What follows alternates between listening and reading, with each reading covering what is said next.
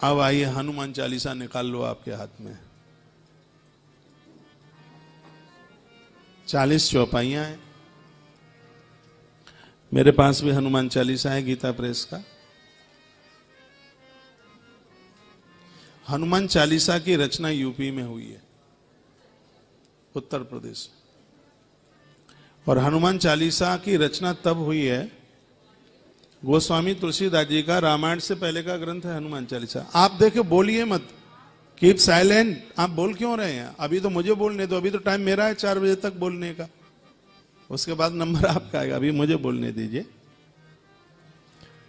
रामायण से भी पहले का ग्रंथ है। और जो आप जा रहे हैं बीच में से, बहुत बड़े घाटे में रह जाओगे आज की कथा नहीं सुनी तो।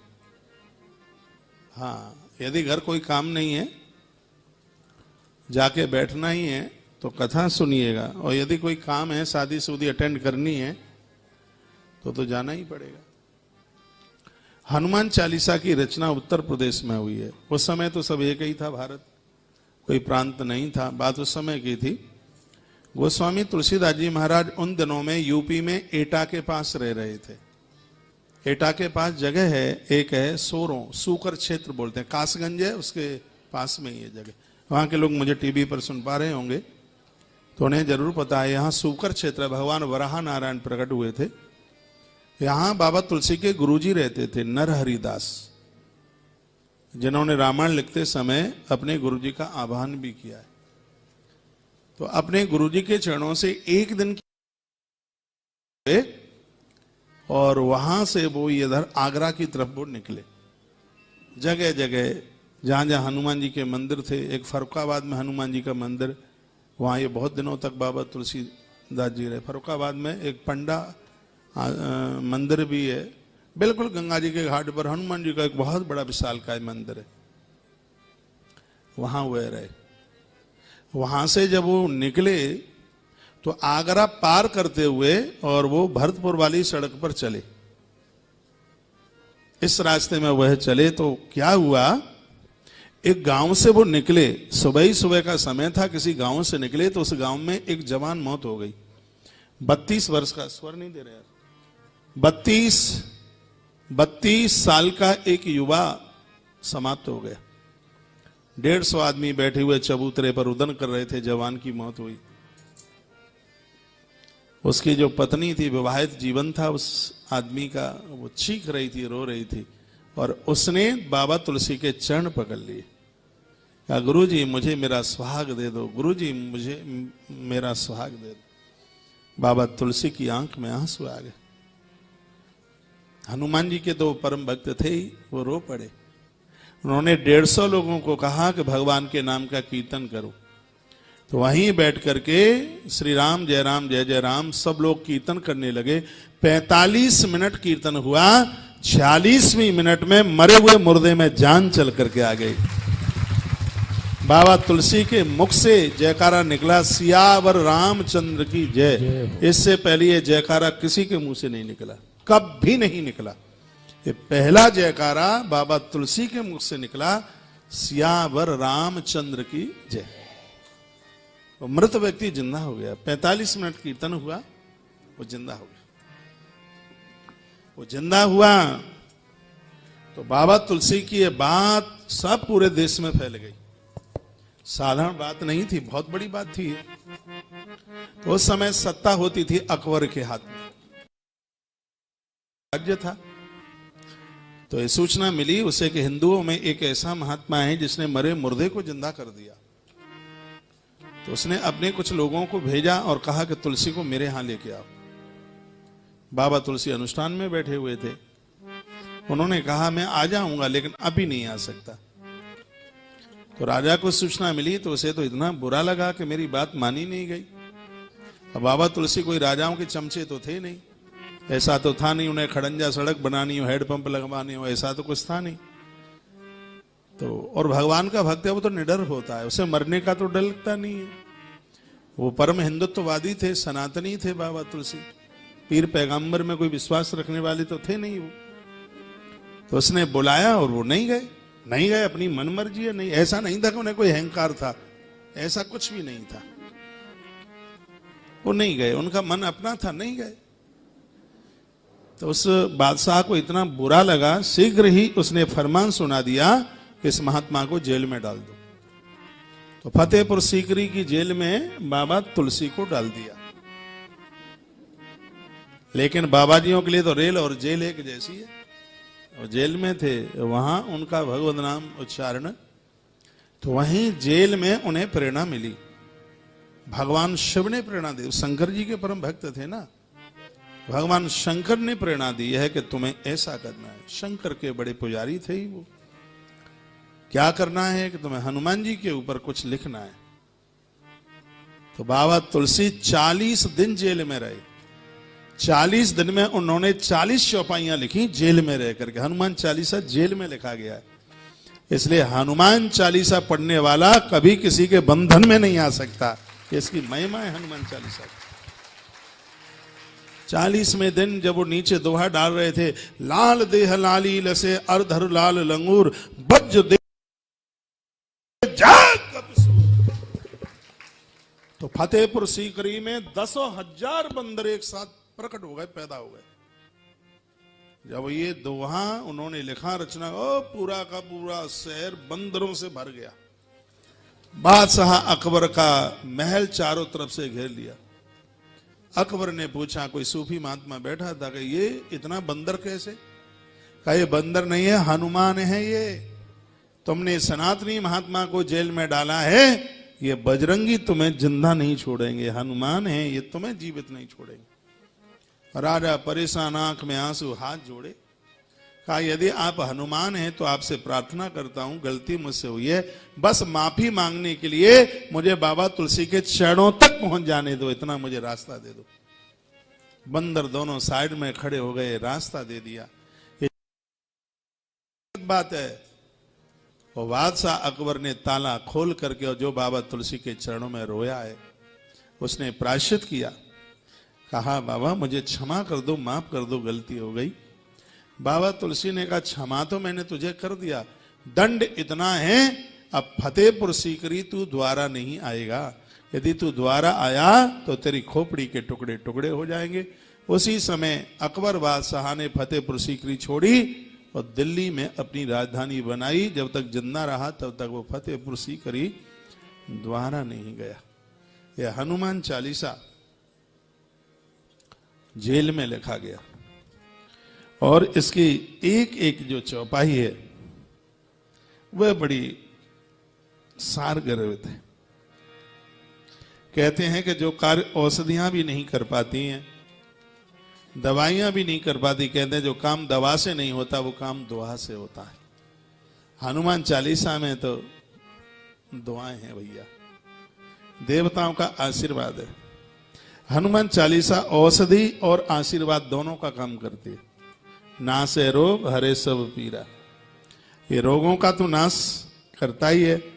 औषधि में जड़ी बूटी और रसायन भी है, इसलिए यह सर्वोपयोगी है। इसके पाठ लौकिक और पारलौकिक दोनों प्रकार से सिद्धियों को देने वाले हैं। संसार में जितने भी प्रकार के कठिन से कठिन काम हैं, दुनिया का ऐसा कोई कठिन काम नहीं है जो हनुमान जी की शक्ति के ऊपर हो, ऐसा जामवंत जी ने कहा।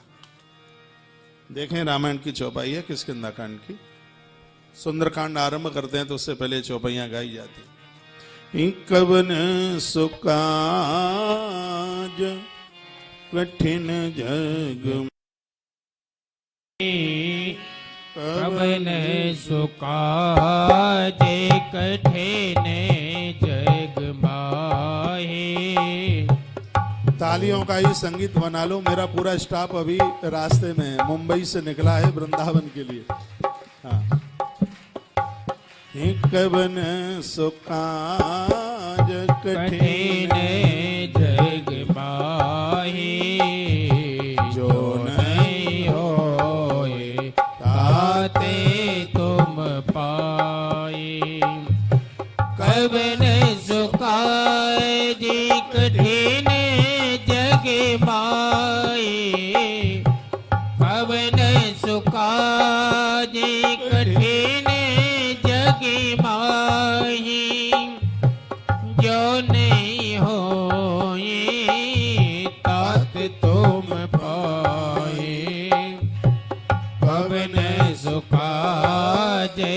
कठिन जग माए, जो नहीं होए ताते तुम पाए। श्री राम जय राम, जय जय राम। श्री राम जय राम, जय जय राम। श्री राम जय राम, जय जय राम। श्री राम जय राम, जय जय राम। श्री राम जय राम, जय जय राम। श्री राम जय राम, जय जय राम। सब गाइयो। श्री राम जय राम, जय जय राम। श्री राम जय जय राम, जय जय राम। श्री राम जय राम, जय जय राम। श्री राम जय जय राम, जय जय राम। श्री राम जय राम, जय जय राम। श्री राम जय राम, जय जय राम। श्री राम जय जय राम, जय जय राम। श्री राम जय राम, जय जय राम। मैं अभी मुंबई में एक बात बोल रहा था, आपकी तरक्की होगी 5-4 तरह के लोग आप अपने पास में रखिए। एक जामवंत जैसा आदमी अपने पास जरूर रखिए। जामवंत का मतलब है जो लोग उत्साहहीन हो रहे हैं उनको जो जगाने का काम करता है उसको जामवंत कहते हैं। आपकी टीम में, आपकी टोली में ऐसे व्यक्तित्व की आवश्यकता है जो उत्साहहीन हो रहे हैं। अरे क्या करना है, अरे छोड़िए, क्या करना है, किसके लिए करना है, दाल रोटी चली रही है। सब लोग ऐसा ही समझ रहे दाल रोटी तो सुगरिया कुगरिया को तो कुछ करना ही नहीं पड़ता, वो तो अपने आप ही पेट भरा जाता है। जब कोई ऐसे उत्साहहीन होता है तो उसके लिए एक जामवंत जैसा आदमी चाहिए। रामा दल में जो उत्साहहीन हुआ उसको जगाने का काम कैप्टन जामवंत ने किया। साहब नीचे गर्दन किए हुए बैठे हुए थे, अंग भी सिकुड़ रहे थे बिल्कुल।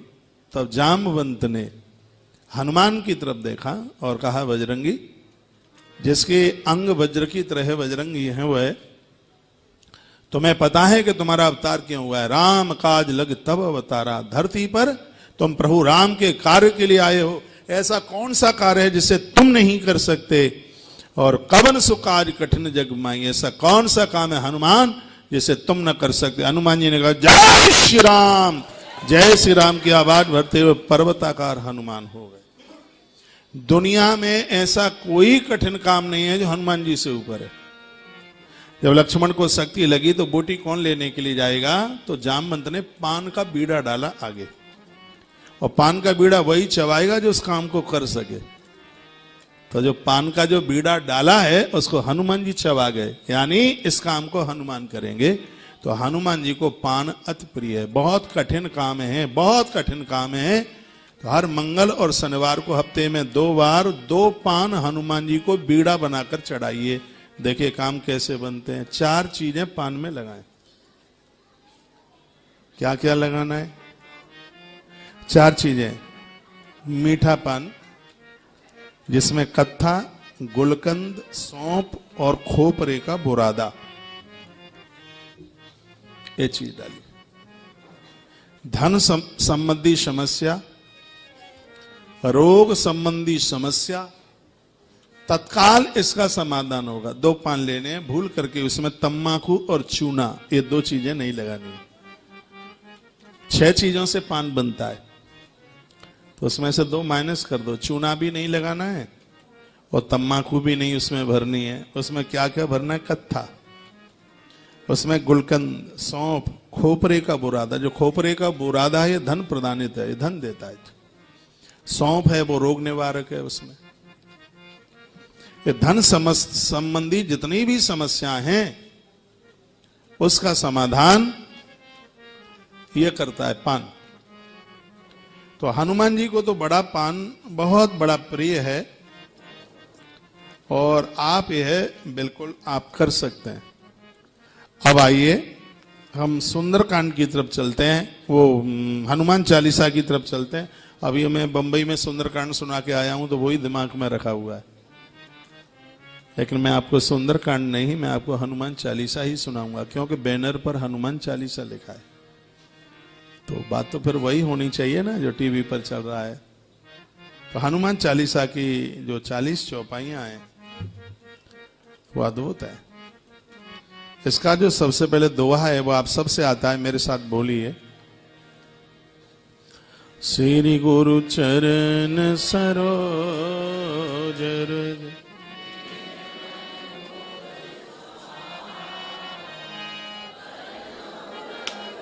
कमाल। जो भी कोई कार्य आप गुरुदेव का आह्वान करके आप करते हैं तो अज्ञान के कुंड से तो बाहर आ जाते हैं, प्रकाश का दिया जल जाता है। जो काम कोई प्रकाश में किया जाए तो बात तो अलग ही है उसकी। तो बाबा तुलसी ने अपने गुरुदेव का आह्वान किया, श्री गुरु चरण सरोज रज। हे गुरुदेव, मैं आपके चरणों का स्मरण करता हूं, ध्यान करता हूं।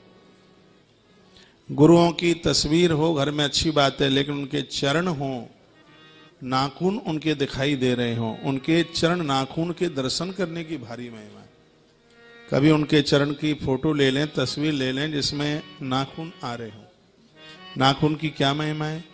गोस्वामी जी लिखते हैं, श्री गुरु पद नख मणिगण ज्योति, श्री गुरु पद नख मणिगण ज्योति, सुमिरत देव दृष्टि होती।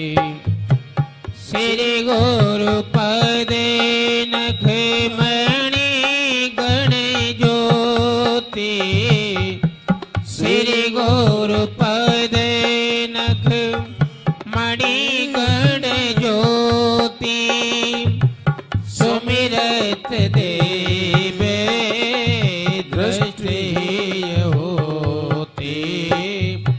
श्री गुरु पद नख मणिगण ज्योति, सुमिरत देव सब बोले दृष्टि होती।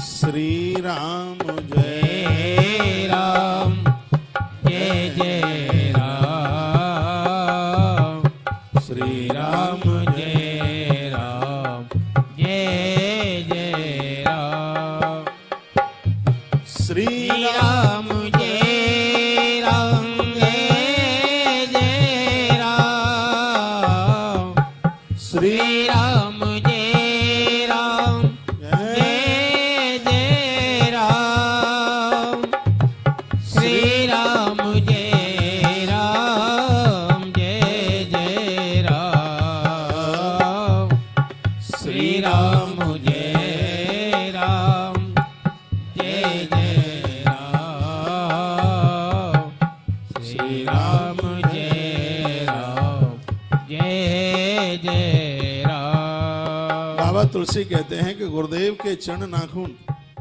यदि उससे हमारा हाथ लगे तो उसमें एक ऐसा वाइब्रेशन है कि हमारे अंदर जो नकारात्मक सोच है वो सब खत्म हो जाती है। तो गोस्वामी जी हनुमान चालीसा लिखने के लिए जा रहे हैं तो अपने गुरुदेव से विचार मांगते हैं। हम लोग हैं, गुरु आह्वान के बिना हमारा कोई काम ही नहीं पूरा होता, शुरुआत ही नहीं होती, और शुरुआत ही ना हो तो पूरा कैसे होगा। उनके प्रति श्रद्धा है, ऐसा लगता है कि उनका नाम लेके ही सब काम हो रहा है, और हो रहा है। तो श्री गुरु पद नख मणिगण ज्योति, सुमिरत दिव्य, उनका तो स्मरण करने मात्र से दिव्य दृष्टि चल करके आ जाती। तो उन्होंने कहा श्री गुरु चरण सरोज रज। हे गुरुदेव, आपके चरणों में मैं प्रणाम करता हूं। हमें आपके जिनको पहले हनुमान चालीसा मिल गया है वो डबल न लें, क्योंकि मैं भी उधर बांट के आया हूं बहुत आपको। एक ही एक ले जाना है घर में और रखना है इसको अपने घर।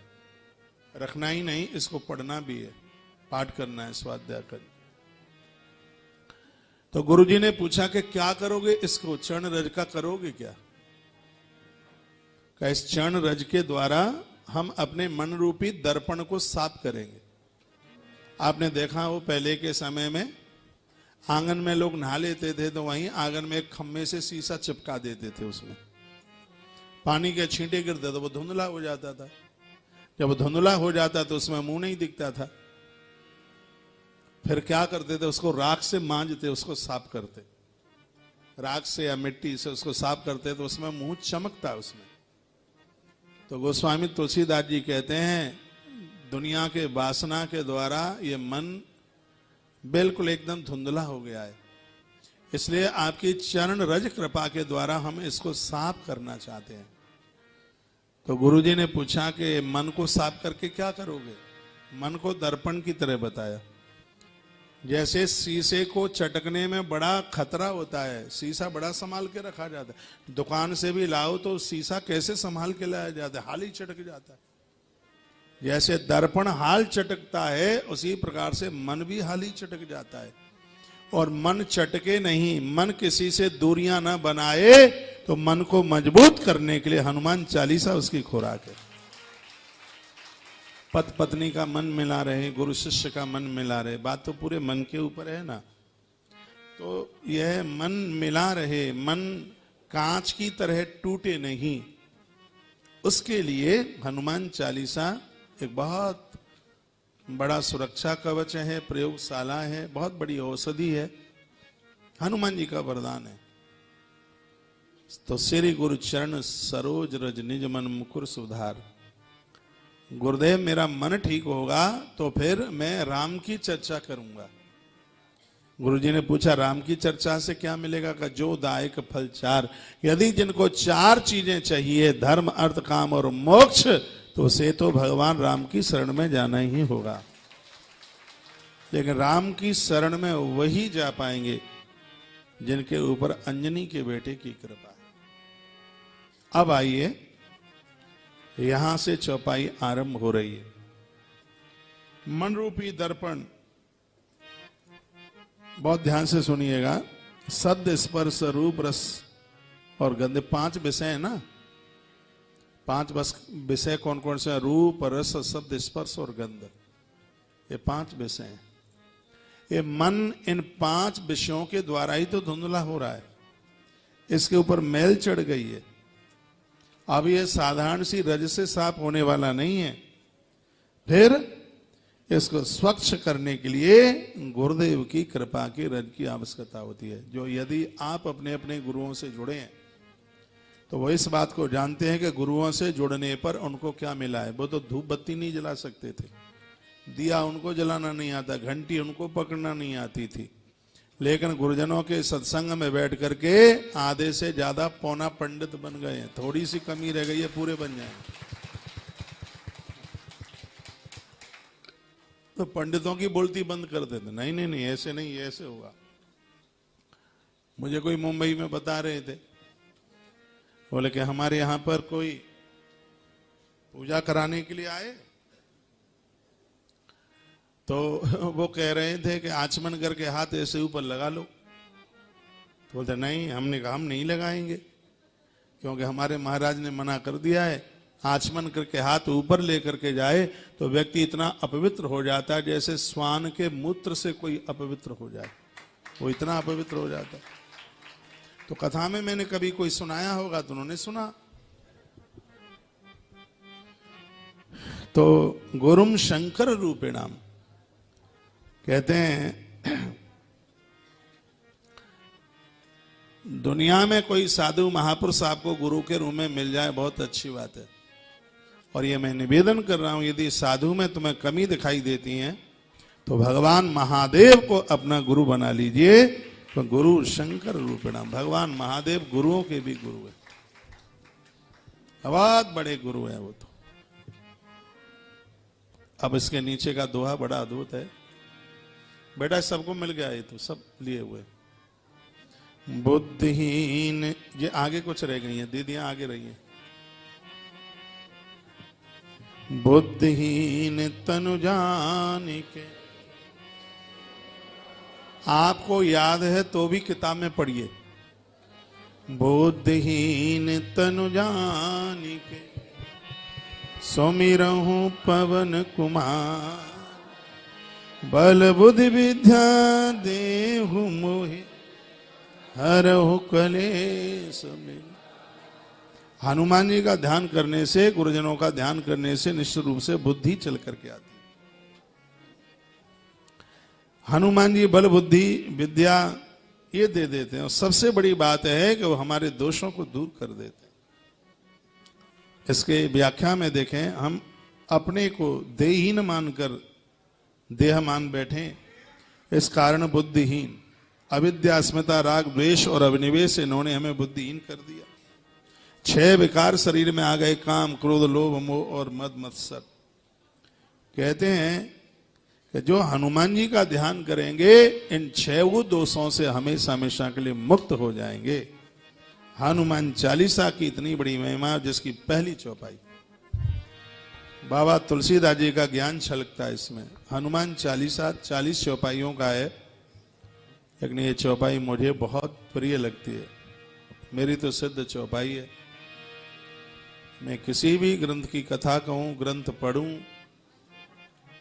तो मैं 2 चौपाइयां हनुमान चालीसा की बोलता ही हूं। एक तो जो पहले बोल गया हूं, जय जय जय हनुमान गोसाई। हनुमान जी को मैंने अपना गुरु माना है, मेरे भगवान हैं, मेरे परमात्मा हैं। नए श्रोता आए, एक बार और दर्शन कर।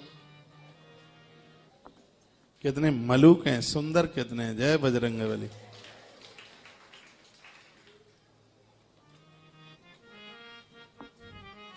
जय हनुमान ज्ञान गुण सागर, जय कपीस तिहुँ लोक उजागर। जय हनुमान ज्ञान गुण सागर, जय कपीस तिहुँ लोक उजागर। जय हनुमान ज्ञान गुण सागर, जय कपीस तिहुँ लोक उजागर। श्री राम जय राम जय जय राम, श्री राम जय राम जय जय राम, श्री राम जय राम जय जय राम, श्री राम जय राम जय जय राम, श्री राम जय राम जय जय राम, श्री राम जय राम जय जय राम, श्री राम जय राम जय जय राम, श्री राम जय राम जय जय राम, श्री राम जय राम जय जय राम, श्री राम जय राम जय जय राम, श्री राम जय राम जय जय राम, श्री राम जय राम जय जय राम। यह रही बाबा तुलसी की पहली चौपाई। इसमें हनुमान जी को सागर से जोड़ा गया, समुद्र से जोड़ा गया। देखो इस चौपाई को, देखो अपने हनुमान चालीसा में। जय हनुमान ज्ञान गुण सागर, जय कपीस तिहुँ लोक। इस चौपाई में 2 शब्द बड़े विशेष हैं, एक है कपीस और एक है सागर।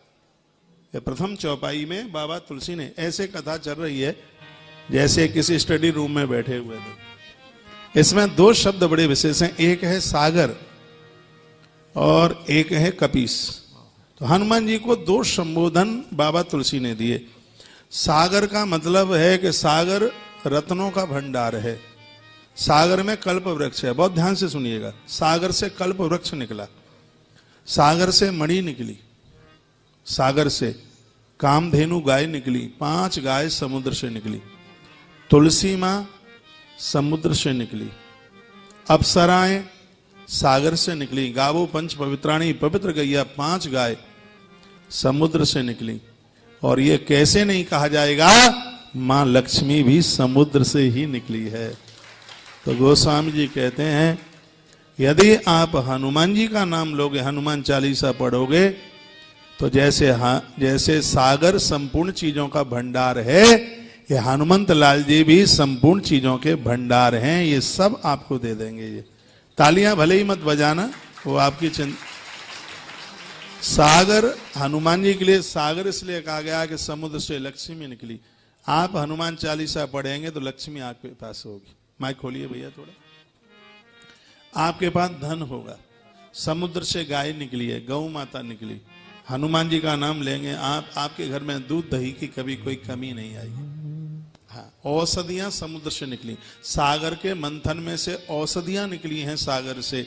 आप हनुमान जी का नाम लोगे तो भैया आपके पास में जो भी चीज आप लेंगे, खाएंगे, पिएंगे, वो तुम्हारे लिए औषधि के रूप में अपना प्रभाव दिखाएगी। पानी औषधि का रूप धारण कर लेगा, दूध औषधि के रूप में होगा। यहाँ तक कि आप खाने पीने के जो पदार्थ है, रोटी चावल दाल, ये भी आपके लिए औषधि का काम करेंगे। इसलिए हनुमान जी को बाबा तुलसी ने सागर से जोड़ा। सागर मीन्स भंडार, रत्नों का भंडार। और हनुमान जी रत्नों के भंडार तो हैं ही, लेकिन हनुमान जी और सबसे बड़ी बात है, ज्ञान के भंडार हैं। सागर जलधि जल का भंडार है। और जल हमेशा, बहुत ध्यान से सुनिए, कितना भी ऊपर चढ़ाओ नीचे ही गिरता है। समरसेबल पंप लगा करके ऊपर चढ़ाओ तो भी पानी हमेशा नीचे ही गिरता है। जो हनुमान जी का हनुमान चालीसा पढ़ेगा, बहुत तरक्की प्राप्त करता हुआ भी नीचे नीचे झुक के चलेगा, नीचे की तरफ चलेगा। ये चौपाई की बड़ी महिमा है। गुणों का भंडार है वो। आपके पास भी गुण चल करके आएंगे, आपके पास वस्तुएं चल करके आएंगी, आपके पास संपदा चल करके आएगी। और अगली बात है कपीस। कपी ईश, ईश नाम शंकर का है। यहाँ कपीश शब्द इसलिए लिखा है क्योंकि भगवान महादेव ही धरती पर हनुमान बन करके आए हैं, इसलिए कपीश शब्द लिखा है। जो हनुमान चालीसा का पाठ करेगा, 3 लोक 14 भवनों में उसका यश छा जाएगा। इसमें कोई भी संशय वाली बात नहीं है। ये पहली चौपाई कहती है, ये कहती है जय कपीस तिहु लोक। हनुमान जी का तो नाम दुनिया में है ही, लेकिन गोस्वामी जी का कहना, जो हनुमान चालीसा का पाठ श्रद्धा से करेगा, आप 3 महीना करके देख लीजिएगा, गली मोहल्ले गांव नगर में क्षेत्र में आपका नाम होगा। ये इस चौपाई में गोस्वामी जी ने जो अलंकार डाले हैं बहुत अद्भुत हैं। अब इस चौपाई में पहले ही कपीस लिखने की जरूरत क्या थी? कहा कि भजनानंदियों की लोग बुराइयां ज्यादा करते हैं, आलोचना ज्यादा करते हैं। माथे पे तिलक लगा करके निकलो तो भी लोग हंसी मजाक सी उड़ाएंगे। तो गोस्वामी जी कहते कि चिंता मत कीजिए, हनुमान चालीसा तुम्हें महादेव बना देगा। जो जहर को भी निगल जाए तो कुछ बुरा ना हो, उसका बुराई आपका कुछ बिगाड़ नहीं पाएगी। तो मैं तो बहुत आग्रह पूर्वक निवेदन कर, मेरी फेवरेट चौपाई है, मैंने बोला है, एक बार फिर बुलवाऊंगा आपसे। जय हनुमान ज्ञान गुण सा, जय कपीस तिहु लोक। जय हनुमान ज्ञान गुण सागर, जय कपीस तिहु लोक उजागर। जय हनुमान ज्ञान गुण सागर, जय कपीस तिहु लोक उजागर। श्री राम जय राम, जय जय राम। श्री राम जय राम, जय जय राम। आपके बच्चे पूरा हनुमान चालीसा न पढ़ पाए, मैं बहुत आग्रह पूर्वक निवेदन करूंगा, सुबह जब स्कूल जाते हैं तो अपने घर के मंदिर में बस बैठकर या खड़े होकर इतना सुना दें, जय हनुमान ज्ञान गुण सागर, जय कपीस तिहु लोक उजागर। क्लास में जितने बच्चे होंगे सब में ऊपर नाम उस बच्चे का होगा, दुनिया में नाम हो जाएगा, इतने नंबर लेके आएगा। ज्ञानी नामा अग्रण्यम, ज्ञानियों में हनुमान सबसे आगे। ऐसा कोई देवता नहीं, हमने तो उपनिषद भी पढ़े हैं, ऐसा कोई देव नहीं है जो हनुमान जी से आगे। हाँ, ज्ञानी नाम अग्रगण्यम किसी भी देवता के लिए लिखा ही नहीं है कहीं, ये शब्द ही नहीं है किसी के लिए, क्योंकि हनुमान जी के लिए है कि ज्ञानियों में हनुमान सबसे आगे।